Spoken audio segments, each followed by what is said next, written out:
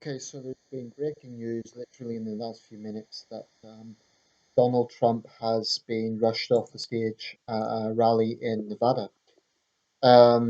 This is quite dramatic. Basically, he, from what I could see, he was looking at someone in the crowd as if sort of doing this as if to see who was presumably heckling or something. And then some Secret Service agents actually came up. One of them sort of shielded Donald Trump, and the other kind of led him away quite rapidly as if someone was about to open fire. There has been a lot of disruptions in this campaign, but nothing quite like this. Having said that, though, it's only a few months since that British guy um, was arrested at a Trump rally. This is a bit strange because this is the very night I've been making videos of presidential assassination. So I wouldn't, I mean, it's not very strange. There is a campaign going on, but it's still a little bit of a unsettling coincidence. Um, Too early to say what this was. In all likelihood, it was a precautionary measure because the man was arrested and Trump returned to make the speech. Um, Hillary Clinton so far hasn't responded to this. I guess it would be premature to do that until further details are released. Whether the guy's a Clinton supporter, whether he is a lone nut, whatever. What I would say is I don't share the enthusiasm a lot of people share for Donald Trump. I think he's sort of being held up as this King Arthur type figure who's standing up against the establishment. That's a lot of nonsense, in my opinion. I think the man would be a complete disaster. I think this is a terrible choice this year. Um, Trump may not be establishment. That doesn't mean he's a good candidate. That having been said, um,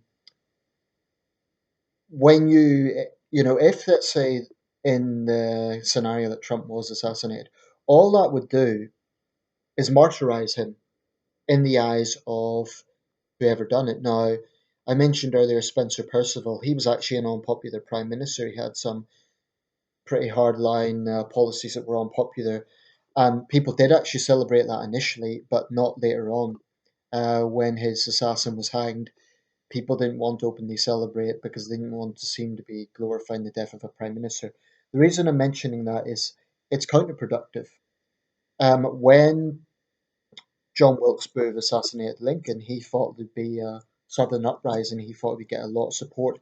A similar thing happened. This is the 5th of November. Remember the 5th of November. Guy Fawkes and the other conspirators made the same mistake when they tried to kill King James VI, uh, King James I of England. Um, and that backfired. They ended up just being gruesomely executed. So assassins, for the most part, are deluded. It doesn't mean they're stupid, but they are deluded. Um, Assassinations rarely launch revolutions. Um, there's a few exceptions in Burundi in the 90s. I believe there was a president, I forget the name now, who was shot down on a plane that sparked the Burundian civil war. Burundian genocide. It may have actually been Rwanda. That may have been what sparked the Rwandan genocide. In fact, both presidents were killed. So there have been some examples in history. I'm going to round this up pretty soon because this is just a breaking development. Obviously, the man's been arrested. There's no more danger. But clearly, in any presidential race, there's going to be, they're just showing the footage yet again. I won't hold up the screen to this because I've realised when I do that, you can't see anything clearly anyway. In any presidential campaign, there's going to be nuts on both the far left and the far right who want to target candidates. Obama was, of course, there was all sorts of plots against him back in 2008 in Denver and I believe in South Carolina. And I imagine it happens in every presidential cycle. And because this year is particularly divisive and particularly both candidates are highly divisive figures or controversial figures, they're both going to be high targets. So far, the two big ostensible assassination attempts or what looked like that on the surface have both been aimed at Trump. That doesn't mean there is definitely Trump supporters out there who could be an equal danger. Some are saying, oh, look, all the violence is from the Clinton side. I don't agree with that. I think there's nutters on both sides.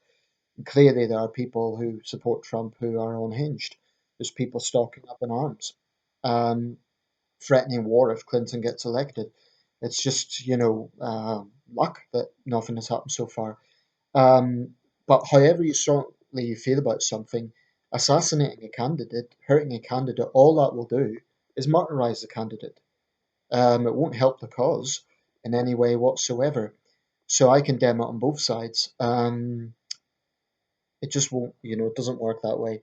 Um, I'll continue watching these developments, see whether this guy was a Hillary supporter. Some are saying it was a stunt. I don't think so. I think there was definitely a real threat there. I don't think the security services would have acted if there was no threat. Um, I think there was something definitely going on there, whether they saw something. There was no indication the man was armed because apparently at these events there's metal detectors. But clearly they must have seen some real danger there. Otherwise, it would have just been the usual thing of Trump getting into a verbal jousting match with the protester. And that's happened both ways. There was a bit of focus, incidentally, on President Obama interjecting when his crowd were booing the Trump protester. I think that's in contrast to the way Trump has handled some of his hecklers. Where, as Trump said, "Oh, rough him up." Obama said, "This man looks like a veteran. He's elderly. Let's respect him."